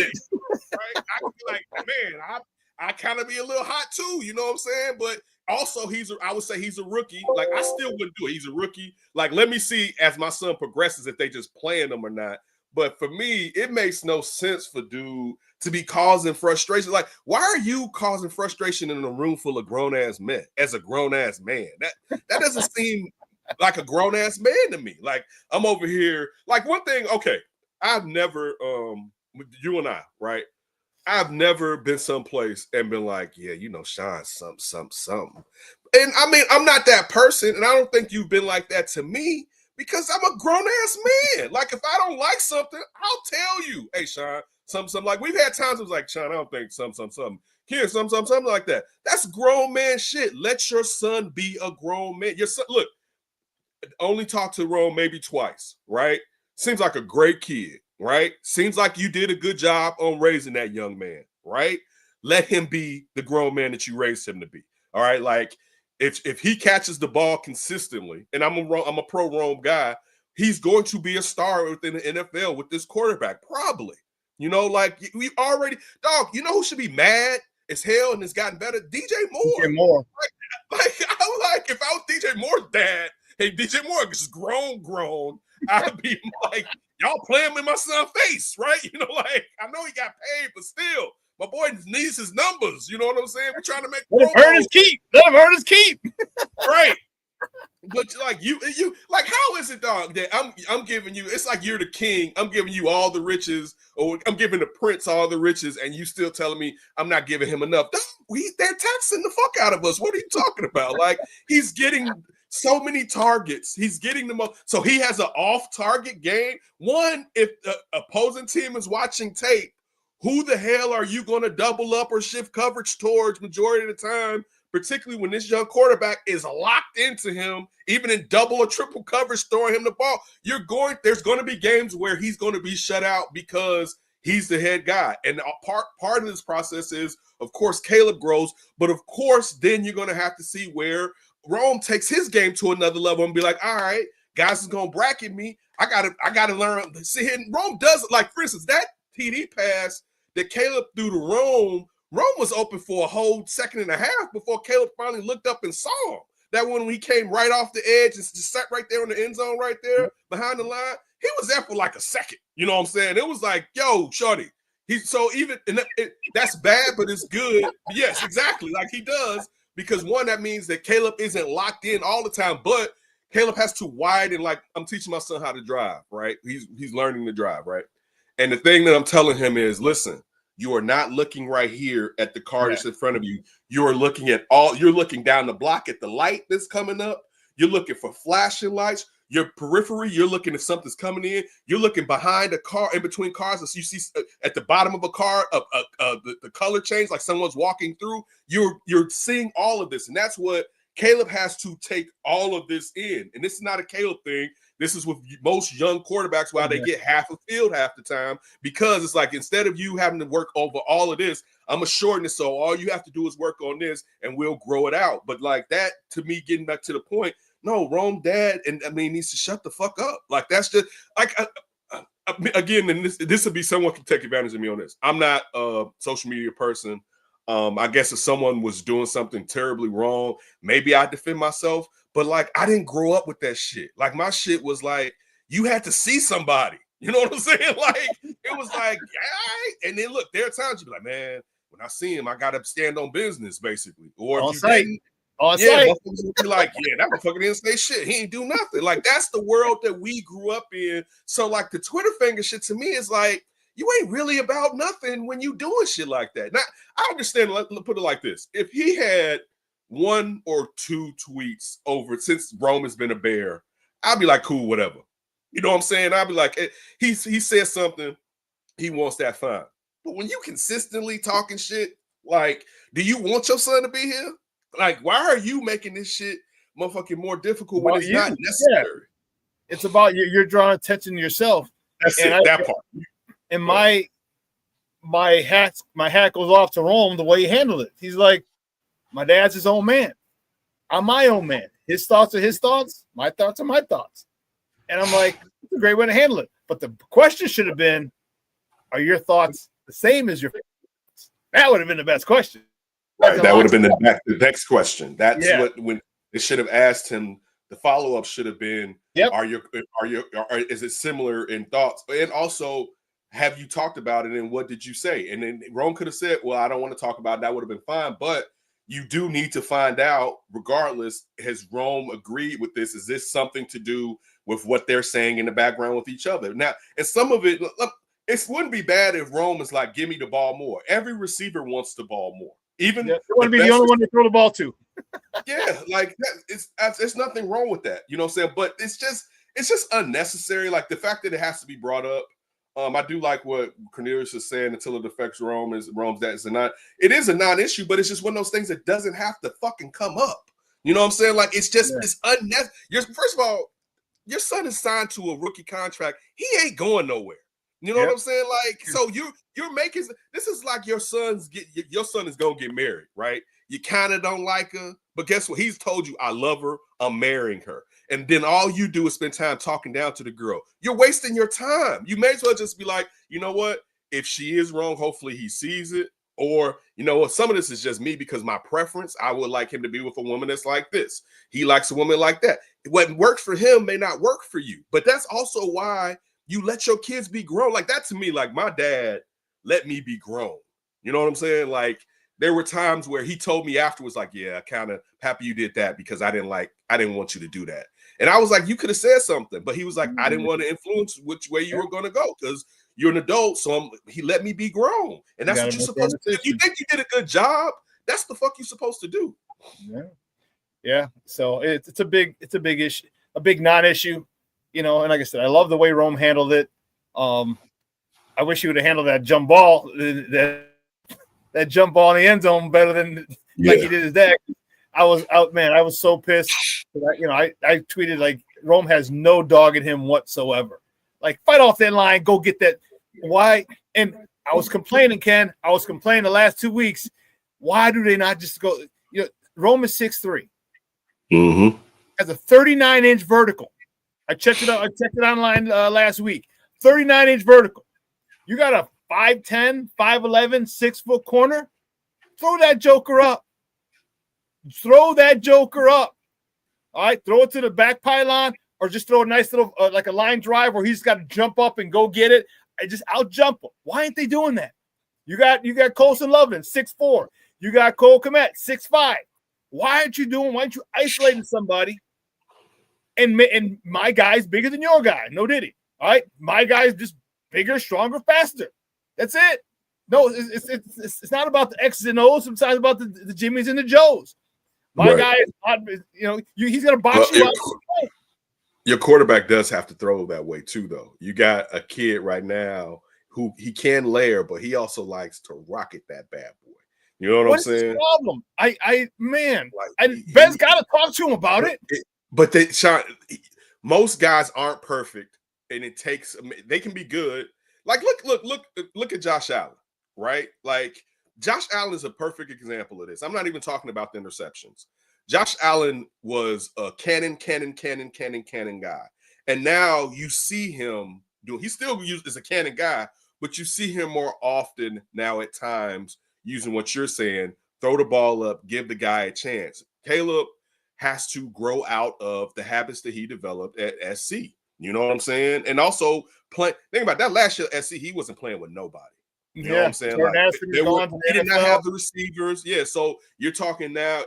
Then last year, you have Rome, but he's a rookie. You a rookie. You have DJ. Neither one, I mean, Rome is tall, but DJ's not tall. So, but I'm with you. You should give guys that. And that's still, some of that still falls on Ben Johnson, where he has to implement that and remind Caleb of that. But it's still, when the rubber hits the road, you're not on the field. It's the quarterback that's on the field. And you need to be able to, and we see those throws like when you saw the throw where it wasn't nobody catching that damn ball he threw over the right corner of the end zone. If Rome was open or not, because it was too damn deep over the back of it, like stuff like that, where he has to improve on that. And I'm referring to Caleb. Caleb has to improve on his angles and not just have everything where it's either a rocket or he's overthrowing mugs. Yeah, I'd say use your borrow a Stacey King term, KYP, know your personnel. Yeah. You know Rome is going up there. So the one you're talking about, that probably could have been caught, because if he's in the end zone with a jump, a 39-inch vert, it comes out of bounds, 4 yards out of bounds, but that's because it was coming down that way. Like and here's a crazy idea. Work on this shit after practice. There's a crazy idea. I agree, but I do think that one was too. Look, I looked at that, and I'm with you, Shawn. I think like that, where I'm like, but I was looking, I was like, I don't think he could have got that right for like where it came. I was like, I don't think he is not Shawn Kemp in this bad boy, and I ain't just meaning from the vert. I mean the height, because you may be 6'3", but some of that 17 baby mamas, right? So it's but that's the thing. Like your quarterback has to give. And this goes back to what I opened up with, Caleb's indifference, and he should be to throw picks, but he's leaving meat on the bone because he doesn't want to throw picks.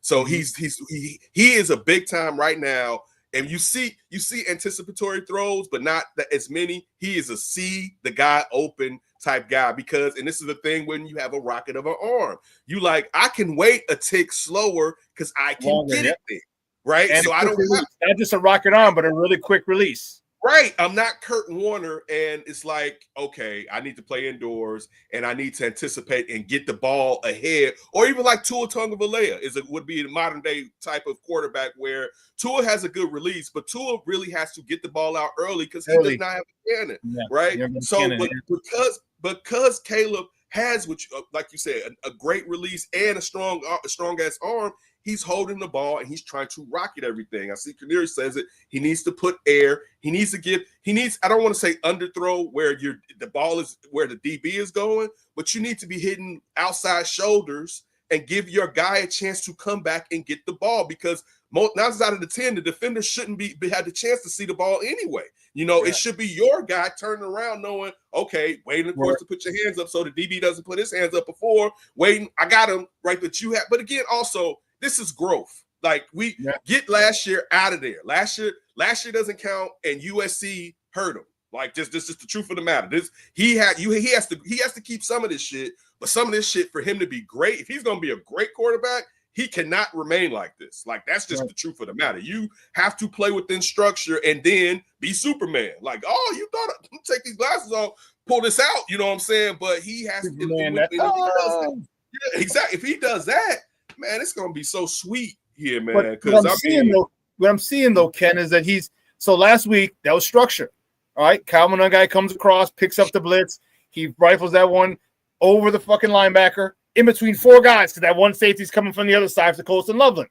That was in structure. I was very happy, extremely happy about that. He didn't run, he didn't bail out of the back of the pocket. He's standing there, like I said, good protection. Monungai and then one of the offensive linemen bought him that extra second or so. He rifled that sucker over the linebacker to Colston Loveland. Right. Colston. I love that. That's what I want to see. That's what I said. Good. Now I'm seeing him in structure. And remember, and I said this. I'm hard on Caleb because I was Team Justin guy. I know. Hard on him, but I'm fair. But I'm fair. If he does something well like that throw to Colston Loveland, like the throw to Colston Loveland yesterday, where he layered that throw right over the linebacker, just because he's 6'12", he's able to jump up. Catch, the one where he caught that rocket, Colston Loveland on the side. Because if he didn't catch that, the other team was catching that. Colston Loveland caught that. That was some catch. That right there, when he caught that rocket like that, I was like, yo, shorty out there. And that's another good thing to see that rookie start to get used and take steps. Also, some of that's on your quarterback. All right. Because we do not see what everything is open unless we're watching all 22s. Right. Like you're not, because the camera person isn't following that throughout the game. And that's where some of the layups we don't see. There are layups out there, but the quarterback is still holding on to the ball because he wants to see the guy open or because he's trying to hit a home run. And I hope he grows out of it. And I think he has the person to help him in Ben Johnson.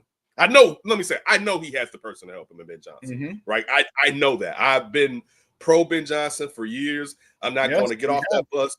Ben Johnson has proven you can't say so far he can be a head coach. He can run a locker room. You know what I'm saying? Now we have to see what he does in year 2. Where does he keep those guys and those guys continue to follow them? And we're going to be on his ass if they don't, but we have to see that. But he has the guy to do it.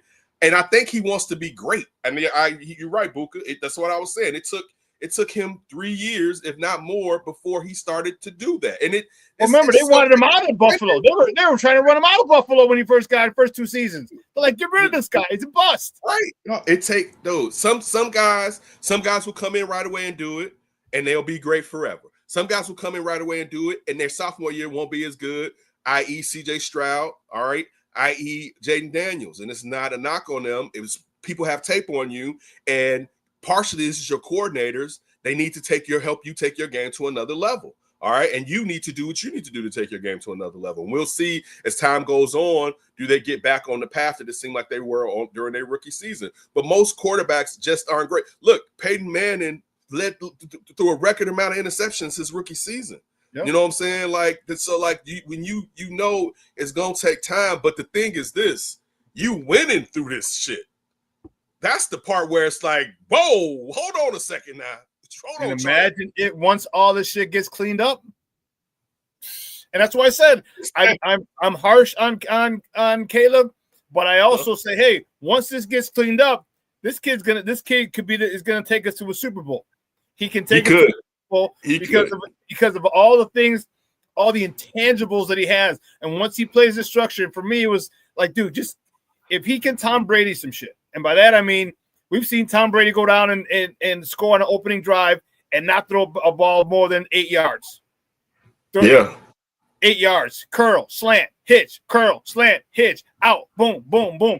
Get it out. Get it handoff and just dink and dunk you down. And then all of a sudden, the second drive, you think you can do that? Boop, boop, got you. Post corner, and there you go.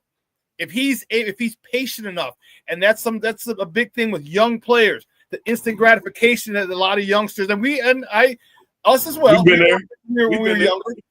Yeah. Once he's able to realize that this is how I can get him and starts playing chess, man, this kid, this offense is gonna be crazy. And then this defense is crazy. And once we start getting a pass rush and get some better players in here, man, this has got to be really excited about our Bears. As because we're learning on the fly, we're winning as we're learning on the fly, and man, what better stuff can you ask for, man? To be winning, to learn while you're learning. I don't know. I gotta get my Buka quote in the other day. Costa Meta, I don't wear lotion. Catch with that one.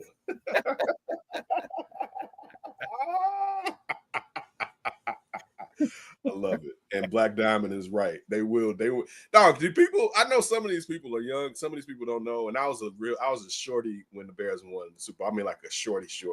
But I know how crazy it was. And you would think the internet was out how worldwide. Dog, when you look in this thread and you see people over across the pond in here, that's usually due to the Bears. Right? And that's how that tells you how big internationally they were with no internet, right? Like they were.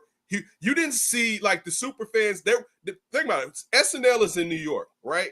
Yep. They don't do the Super Giants fans or the Super Knicks fans. No, they did the Super Bear fans, right? And then used it on Michael Jordan and the Bulls because of how international they were. Like that lets you know, like if the Bears win a Super Bowl, oh my, like this city will go nuclear.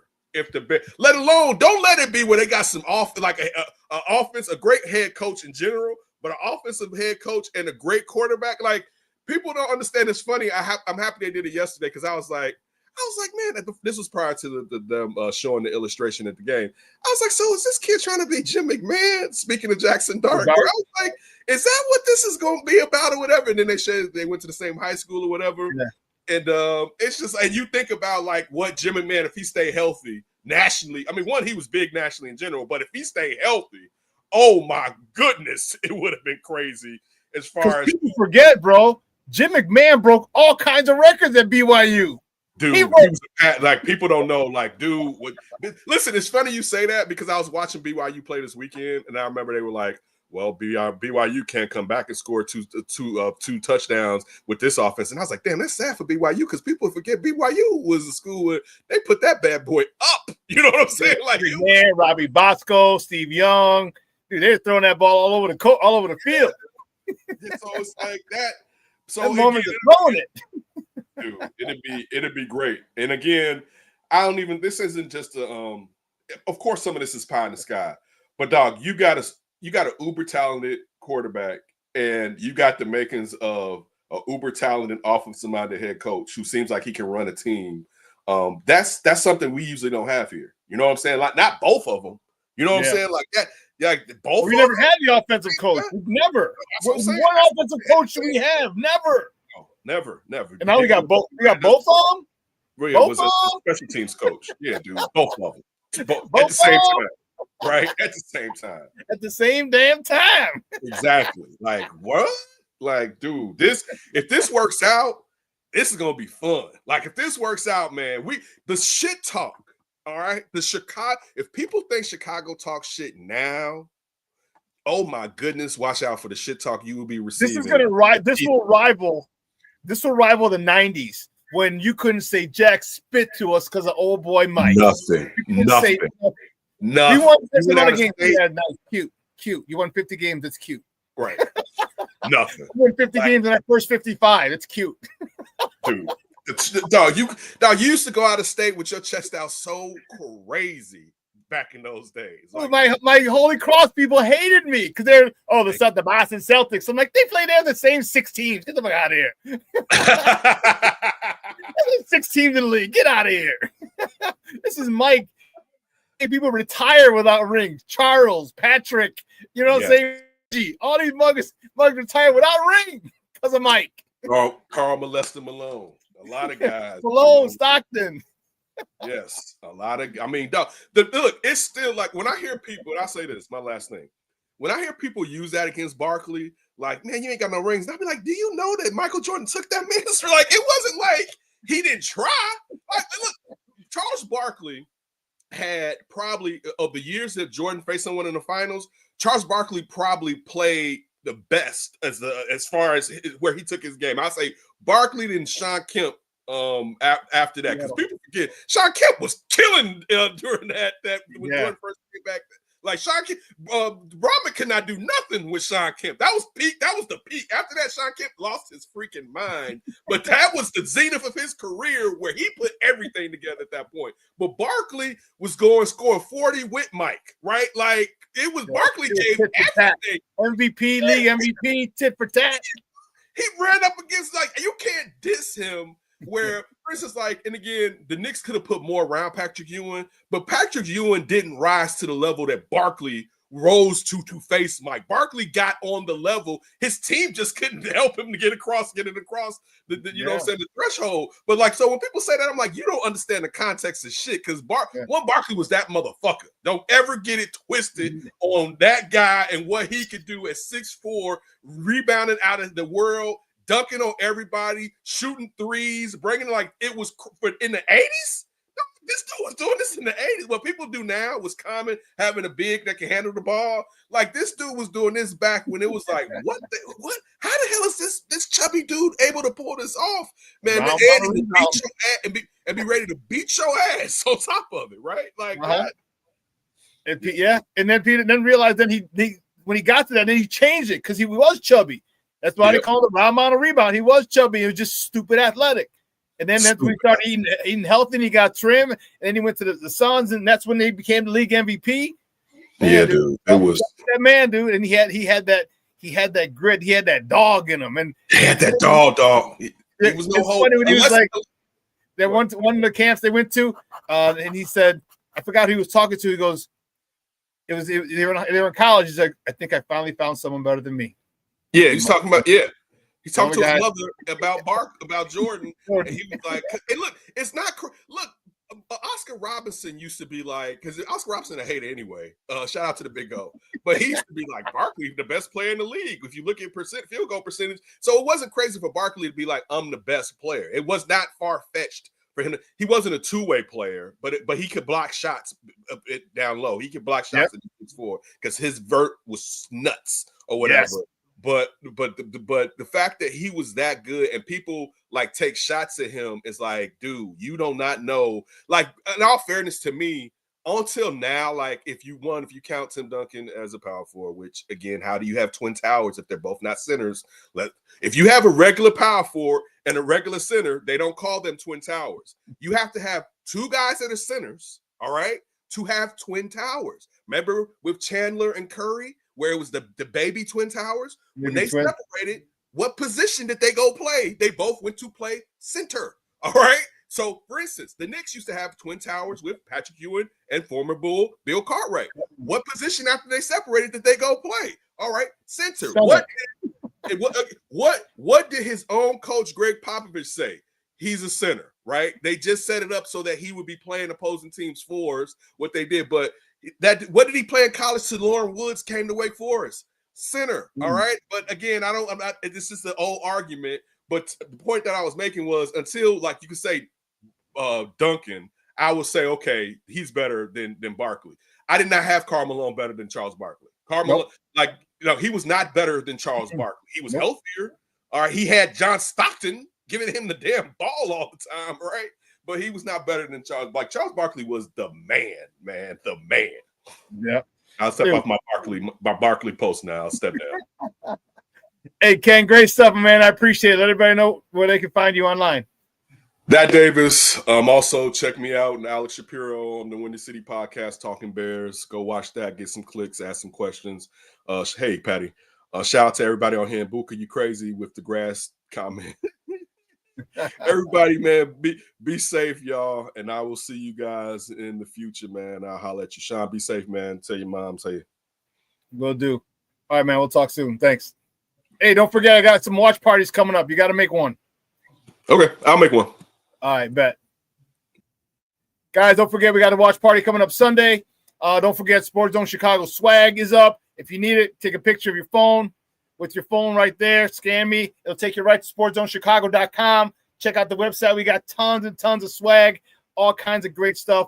We're going to see it Sunday. I'll be wearing some stuff. I'll have some stuff for sale, and then you can always order your gear as well. But listen, we got to get out of here. All right. I'm your boy, the SuperBack. You guys have a phenomenal day. I am out.